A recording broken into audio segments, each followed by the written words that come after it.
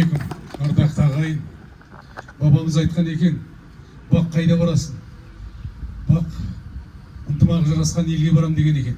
Сондықтан мына Жаныс бабамыздың ұрпақтары осы ынтымағымен, ауызбіршілігімен, соны Жаныс бабамыздың қорын басқарып жатқан Жәкеңнің осы жарғабас істемей шапқылап жүрген арқасында осындай жылына 4 рет жиналып тұрасыздар. Оны әлеуметтік желіде де, жалпы ағайынның астында да естіп біліп жүрміз. Өте қуанышты, қуантатын жағдай.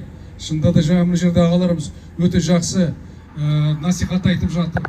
Үгіт насихаты. Айтатын, еститін құлақ болатын болса, өзіне жүрегіне түйіп, көкірегіне түйетін болатын болса, жастар болатын болса, көп тағылымды әңгімелер айтылып жатыр. Білімге, ғылымға құштар болу дейді.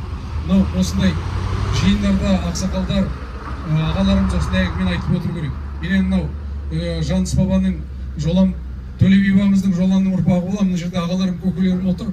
Мен алдыға шығып кетіп микрофон ұстап тұрғаным өзім ұялып тұрмын. Бірақ дей тұрғанмен, мен осы мемлекет қызметте жүргеннен кейін осы аяқты беріп тұрған шығар. Бірақ ағаларым алдынан шыққан мен кешірім сұраймын.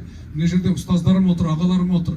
Бірақ дей тұрғанмен мені микрофон бергеннен кейін мына өте жақсы әңгіме айтылып жатыр ағаларымыз. Алыстан, жақыннан келген, сонау қасқырау жаныстар келіп жатыр екен. Жамбылдан, Алматыдан, Әулиеатадан келіп жатыр екен. Келген адамдарыңызға гүл өтсін.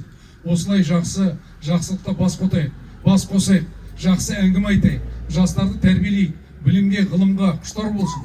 Шынында да мына бабамыздың басына келмесе, бабамыздың кесенесі азып тосып кетеді. Оған қарап тұру керек. Жаңа ұстауы бар, содержаниесі бар, светі бар, жылуы бар, әртүрлі айналасындағы гүлзарлары, гүлдердің бәріне қарап тұрып, суын құйып тұру керек, айналаны тазалап тұру керек. Мемлекет басшысы Қасым-Жомарт Кемелұлы өзінің несін жасады ғой, Таза Қазақстан деген өте акцияны қолдап бүкіл Қазақстан. Сол Таза Қазақстан біз осы Жаныс бабамның ұрпақтарын көрсетейік. Жылына бір рет келген кезде, жылына 4 рет келген кезде, 4 рет келіп осында сенбілік өткізіп, мынау арам шөптерді жұлып, айналасын краскілеп, Жәкең айтты, жаңа бір ұрпақтар келіп, осында заборларын бір бояп краскілеп, бәрін жасаған екен. Мен жаңа көкелерді мақтанып көрсетіп жатыр. Мына жерде біздің ағаларымыз, мына Жолан бабамыз бен Қожабек бабамыздың жанындағы отыратын орындарын бәрін жасап, қандай керемет келіп, отырып, Құран бағыштап, демалып, көлеңкеде осындай ата-бабаларымызға ұрпақтарына осындай Құран оқып кетіп барып жатырмыз. Өте керемет. Осылай жақсылықта, ынтымақта, ауызбіршілікте бас қосайық. Ниеттеріңіз қабыл болсын. Қожамжар бабамыздың мынау ұрпақтарына, әруақтарға арнап осындай беріп жатқан астары қабыл болсын. Ниетіміз қабыл болып, мұратымыз асыл болсын. Осындай жақсы күндерде кездесейік. Енді мына ағаларымыздың білімге, ғылымға, еңбекке құштар болу керек деп айтып жатыр ғой. Мынандай жиыныңыз өзі де бір жиынның өзі құрылтай. Қазір құрылтай деген құрай деп жатыр мемлекет басшысы. Сол құрылтайдың ішінде сіздердің ұрпақтарыңыз жүру керек. Ол жүру үшін еңбек ету керек. Білімге, ғылымға құштар болу керек. Тіл білу керек. Мемлекет басшысы қанша жет тіл біледі. Солдың айналасындағы азаматтардың бәрі тіл біледі.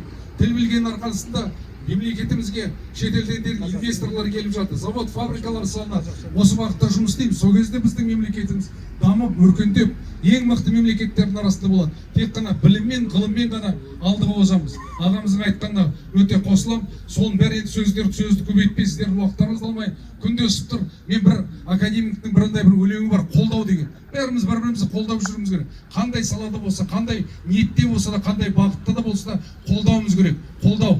Бұлақты көрсең көзін аш, мөлдіреп суы ағатын. Талапты көрсең жолын аш, елге тірек болатын. Қисайып жатса жас терек, ақылшысы боларсың. Шалшықта жатса жүзейтін, көлге апарып саларсың. Қанатсыза сыңса сұңқардан қорегін тауып берерсің. Қанаттыға аспан кең, жолын тапса ұшатын. Қарап тұрсам дүниеге бар адамзат сиятын. Сонда мына ниетіміз, жүрегіміз, көңіліміз кең болу керек. Қожамжар бабамыздың ұрпақтарына рахмет айтайын. Осылай, осы үрдісті жалғастырайық. Осы үрдісті жақсы ниетпен, жақсы көңілмен, жаңа арасында тағы да мемлекеттің саясатында жүргізіп, жастарға, ұрпақтарға өзіміздің ниетімізді, көңілімізді, насихатымызды айтып жүрейік. Жәке, үлкен рахмет сізге. Осы ісіңізден тоқтамаңыз, жалғастыра беріңіз. Ауызбіршілік болсын, ынтымақ болсын, мемлекетіміз өсіп өркендей берсін. Сол мемлекеттің тізгінін сайтын сіздердің ұрпақтарыңыз болсын. Сол үшін білімге, ғылымға құштар болсын. Ниет қабыл болсын, мұрат асыл болсын. Жақсы күнде кездесейік.